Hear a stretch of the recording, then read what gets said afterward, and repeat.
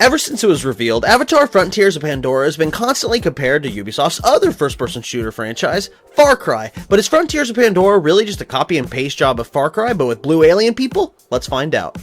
So in this video, guys, I'm going to be doing a direct comparison of the new Avatar Frontiers of Pandora versus the newest Far Cry game, Far Cry 6, just to see how much has changed over the years. It should be a lot of fun. But guys, if you find yourself liking this video, be sure to drop a like on it and subscribe to Live from My Basement, because these are the kinds of videos I like to make. So there's probably more for you to enjoy as well. But guys, I hope you enjoy the comparison. Let's dive into the video. In Frontiers of Pandora, as you can imagine, you spend a lot of time using a bow and arrow in the game. And one of the first things I noticed when using the bow and arrow in Avatar is that the arrows that you're shooting actually explode and disappear on impact. And it is a bit of a shame, because I was hoping to see these giant tree trunk size arrows to be sticking out of the targets that I'm shooting at instead of just disappearing. But what makes this more strange is that, yeah, the game is rated T for teen, but it's not too violent to show these giant arrows sticking out of the soldiers, because they're littered all over the landscape of Pandora, but you do lose some of the impact of not being able to cause this yourself.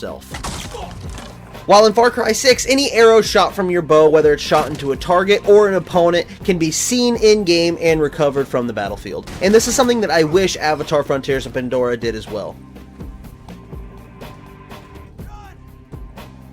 Moving on now to a melee comparison between the two games. As you know, in Far Cry 6, whenever you approach an enemy in stealth, you can actually do a melee takedown animation that's unique depending on the direction in which you approach the enemy.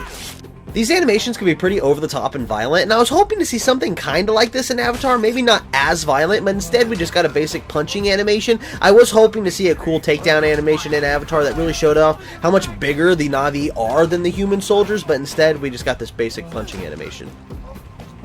I also want to show a comparison of firearm combat between the two games. As you can see in Far Cry 6, the enemies do have health bars over their heads, and when you shoot them, they do leave blood decals, not only in the environment, but on the targets themselves.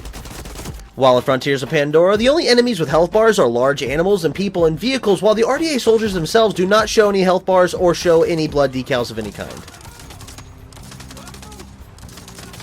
I also wanted to show a comparison of the hunting between the two games. As you can see in Frontiers of Pandora, whenever you take down an animal and you go to harvest it, your character does an animation of paying his respects. Thank you for these gifts. While surprisingly, when hunting in Far Cry 6, whenever you go to harvest an animal, there's no animation at all, which is interesting because there used to be a harvesting animation in previous Far Cry games. Next, I want to show a comparison of how your characters interact with the vegetation between the two games. As you can see in Far Cry 6, when you walk through shrubbery, the bushes and leaves actually move as you walk through it. It's pretty cool. While in Avatar Frontiers of Pandora, they actually take this a step further by actually having your character's arm move up to push the vegetation aside as you move past it, and even have unique animations for your character interacting with interactable vegetation on Pandora. It's pretty cool. Next, I wanted to show a comparison of the tree physics when interacting with explosives between the two games, and as you can see here in Far Cry, the grenade I throw blows the trees over, they fall down, and then they disappear, whereas in Avatar Frontiers and Pandora, the explosive blows the smaller trees to shreds, and then they disappear, and then the larger trees are completely unaffected.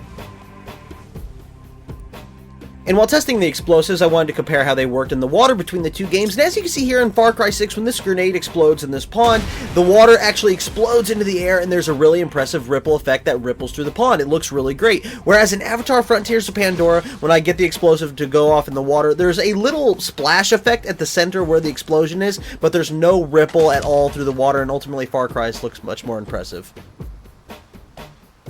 The next comparison I wanted to show is how the weapons look when you got them wet between the two games, and as you can see here in Far Cry 6, the metallic parts of the weapon, once they get wet, actually shine. It looks pretty good, whereas in Avatar Frontiers of Pandora, when the weapon gets wet, you can just see little droplets of water all over the weapon. It doesn't really look bad, but what I find interesting is that whenever you look at these weapons in the rain, Far Cry 6 in particular looks really good, as you can see the rain running down the sides of the weapon. It looks fantastic. Avatar Frontiers of Pandora really just kind of does the same things as if you would have got the whole weapon wet. You can see the droplets of water landing on the gun. It doesn't look bad, but I gotta say Far Cry looks better.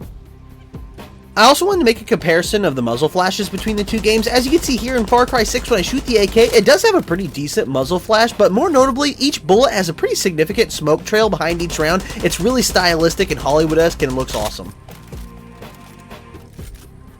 While in Avatar Frontiers of Pandora, the assault rifles and SMGs have a pretty decent looking muzzle flash. There's not as much smoke trailing behind in each round as there is in Far Cry, but I did notice that after you empty an entire magazine, the hot barrel is trailing out a little bit of smoke at the end of it, and it looks pretty impressive. And finally, I wanted to showcase the realistic reloading animations between the two games, and Far Cry 6 does take the edge here. As you can see in Far Cry 6, when I fire a single round out of this assault rifle and then reload it, he doesn't have to load another round into the chamber because there's already a round loaded into the chamber. Whereas in Avatar Frontiers of Pandora, it doesn't matter if you've only fired one round out of the magazine or emptied the entire magazine, he will always reload another bullet into the chamber, even if there's one already in there.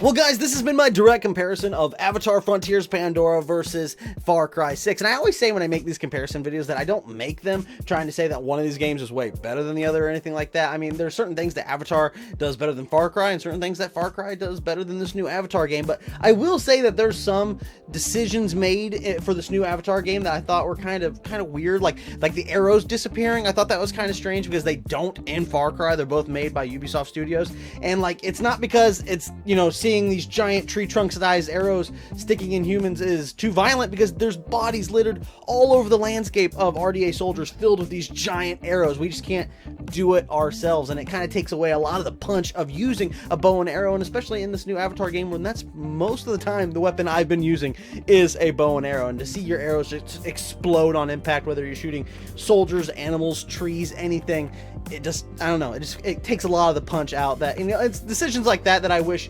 weren't like in Avatar, and hopefully maybe they can patch it and fix it, but by the time they do that, I may not even be playing the game anymore, who knows. But guys, I hope you guys enjoyed this comparison. If you did, be sure to drop a like on the video. It helps the video reach more fans, and as you guys know, it means a whole lot to me. I like to make new videos like this, so if you like the video, be sure to subscribe so you don't miss any of my future uploads. And like I said, that's all I have for this video. I'll catch you guys on the next one.